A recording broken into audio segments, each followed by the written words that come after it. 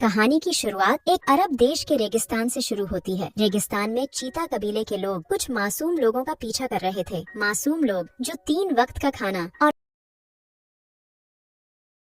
रात को पानी निकालने तक ही मतलब रखते थे। वो खुद को बचाना तो चाहते थे मगर चीता कबीले से बच नहीं पाते। चीता कबीले का सरदार हसन भी कबीले के साथ था। कठोर चेहरे वाला हसन किसी पर भी रहम नहीं करता था। उसे जब लगा कि सब लोग मर गए तब वो वापस चला जाता है, मगर एक मासूम अभी भी जिंदा था जो उठकर शहर की तरफ भागने लगा। अब कहानी में सारा नाम की लड़की नजर आती है। सारा को रेसिंग का बेहद शौक था। वो इतना तेज गाड़ी भगा रही थी कि उसकी गाड़ी हवा से बातें कर रही थी। उसका बाप भी रेसिंग करता था और वो सारा को ही देख रहा था। सारा आज रेसिंग की प्रैक्टिस कर रही थी। उसने समय से पहले ही रेस पूरी कर ली, जिस कारण उसका बाप बेहद खुश हो गया। वो सारा से कहता है कि आज रात को मेरी रेस है और रेस जीतने के बाद हम साथ में पार्टी करेंगे। कुछ देर बाद सारा अपने जख्मी बाप के पास बैठी थी। वो जिस रेस में हिस्सा ले रहा था वहाँ उसकी गाड़ी पलट गई थी, जिस कारण वो जख्मी हो गया था। सारा के बाप को पता था कि वो मरने वाला है। अपनी मौत करीब देखकर वो सारा से कहता है, मेरा सपना रेगिस्तानी रेस जीतने का था, लेकिन मैं उसे पूरा नहीं कर सका। तुम मेरी गाड़ी का ख्याल रखना, जिसे मैंने खास तौर पर रेगिस्तानी रेस के लिए बनवाया था। इतना कहकर वो सारा को गाड़ी की चाबी देता है, जिसके बाद वो मर जाता है। कुछ दिनों बाद सारा अपने 2 दोस्तों को बताती है कि वो रेगिस्तानी रेस में हिस्सा लेने वाली है। सारा को बताया जाता है कि उस रेस में सिर्फ आदमी ही हिस्सा ले सकते हैं। सारा हर हाल में रेस जीतना चाहती थी, इसलिए वो कुछ सोचने लगी। कुछ दिनों बाद सारा की गाड़ी अरब देश में पहुंच गई। अरब देश के नजदीक पहुंचते ही सारा ने आदमी का भेष बना लिया था। वो यहाँ वही रेस जीतने आई थी जिसे जीतना उसके बाप का सपना था। सारा के साथ उसके दोस्त भी थे और ये तीनों एक होटल में रुकते हैं। अगले दिन एक मीटिंग रखी जाती है। इस मीटिंग में वो सभी लोग थे जो रेगिस्तानी रेस में हिस्सा लेने वाले थे। देश का अफसर सभी को बताता है कि रेस 10 दिन चलेगी। इसके साथ ही वो सभी को ये भी बताता है कि रेगिस्तान में 2 खतरनाक कबीले भी हैं, इसलिए सभी को उनसे बचकर रहना पड़ेगा। सारा भी मीटिंग में थी और वो भी अफसर की बातें सुन रही थी। अगले ही दिन रेस की तैयारी शुरू हो गई।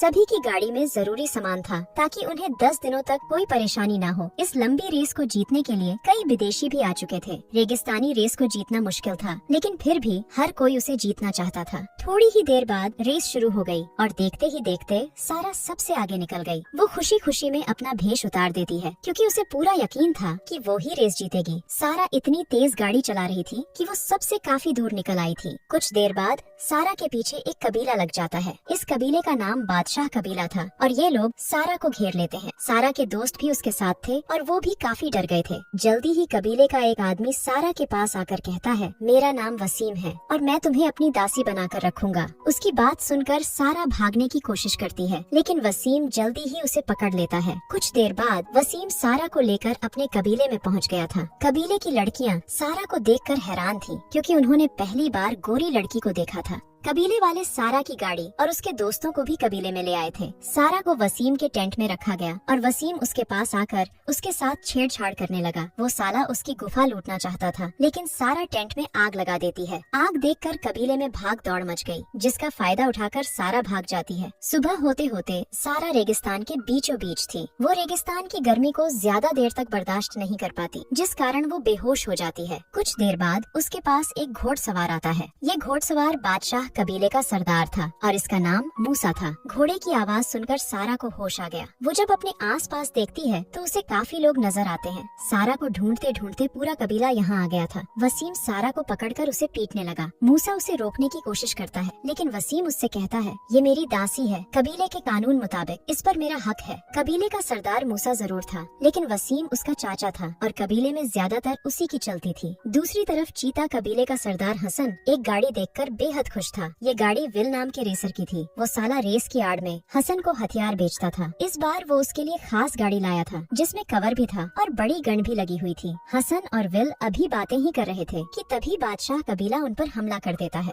हसन जल्दी जल्दी गाड़ी में बैठकर गन चलाने लगा। उसकी गन दूर तक निशाना ले सकती थी और देखते ही देखते उसने कई लोगों को मार दिया। बादशाह कबीले के पास पुरानी गन्स थी, इसलिए वो वापस चले जाते हैं। इन दोनों कबीलों के बीच पुरानी दुश्मनी थी। दोनों कबीले रेगिस्तान पर कब्जा कब्जा करना चाहते थे, इसलिए दोनों ही एक दूसरे के खून के प्यासे थे। उधर सारा के पास मिल्सन नाम का आदमी आकर कहता है, मैं भी तुम्हारी तरह रेसिंग करता था, लेकिन वसीम ने मुझे पकड़कर गुलाम बना लिया। वो आगे बताता है कि अगर तुमने फिर से भागने की कोशिश की तो वसीम तुम्हें मार देगा। मिल्सन की बात सुनकर सारा सोच में पड़ गई। उधर विल का आदमी हसन को गाड़ी चलाना सिखा रहा था। हसन को लगा कि गाड़ी चलाना आसान है, लेकिन जल्द ही उसकी गलतफहमी दूर हो जाती है। दूसरी तरफ वसीम फिर से सारा के टेंट में आ गया था। इस बार भी वो उसकी गुफा लूटना चाहता था, लेकिन मूसा आकर उसे रोकता है। वसीम फिर से सारा को अपनी दासी बताता है और उसकी बात सुनकर मूसा कहता है कि मैं सारा से शादी करने वाला हूँ। दरअसल कबीले के कानून मुताबिक अगर मूसा सारा से शादी करता है तो सारा पर उसका हक बनता है।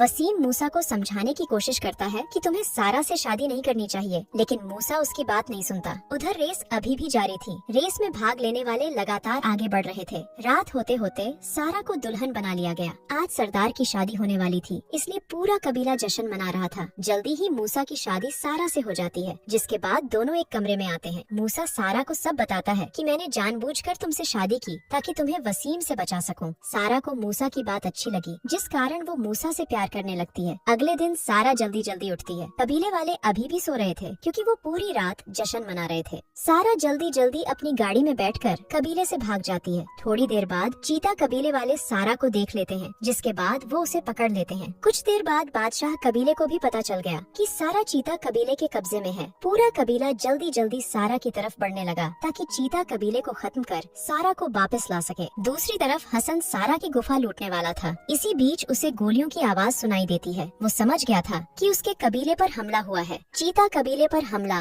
बादशाह कबीले के लोगों ने किया था। सारा को जल्दी जल्दी एक खास जेल में बंद किया जाता है। इस जेल में भूखे चीते भी थे, जो किसी भी वक्त सारा को खा सकते थे। बाहर लगातार गोलियां चल रही थी और दोनों तरफ के लोगों की जानें जा रही थी। उधर सारा की जान भी खतरे में थी। भूखे चीते उस तक पहुंचने की कोशिश कर रहे थे, लेकिन इसी बीच मूसा जेल के ऊपर आ जाता है। जेल के ऊपरी हिस्से में एक गड्ढा था। मूसा जल्दी जल्दी एक रस्सी नीचे फेंकता है और उसी की मदद से सारा के पास आता है। वो अब जल्दी जल्दी सारा को बाहर निकालने लगा। उसे रोकने की कोशिश भी की जाती है, मगर मूसा सबको मार देता है। वो दोनों जब बाहर आते हैं तो हसन की गोली से वसीम जख्मी हो जाता है। वो मरते मरते मूसा से कहता है कि तुम सारा का ख्याल रखना और इसके सारे सपने पूरे करना। मूसा से बात करते समय ही वो दम तोड़ देता है। मूसा को पता था कि सारा का सपना रेस जीतना है, इसलिए वो उसे रेस में हिस्सा लेने को कहता है। मूसा की बात मानकर सारा फिर से रेस में अपनी गाड़ी दौड़ाने लगी। यहाँ से रेस थोड़ी ही बची थी, इसलिए सारा को जीतने की पूरी उम्मीद थी। दूसरी तरफ मूसा ने हसन को मार दिया था और उसके मरते ही वो लड़ाई जीत जाता है। उधर सारा ने भी रेस जीत ली थी, जिस कारण वो बेहद खुश थी। सारा के दोस्त भी उसके पास आ गए थे और वो भी उसे जीत की बधाई देने लगे। सारा चाहती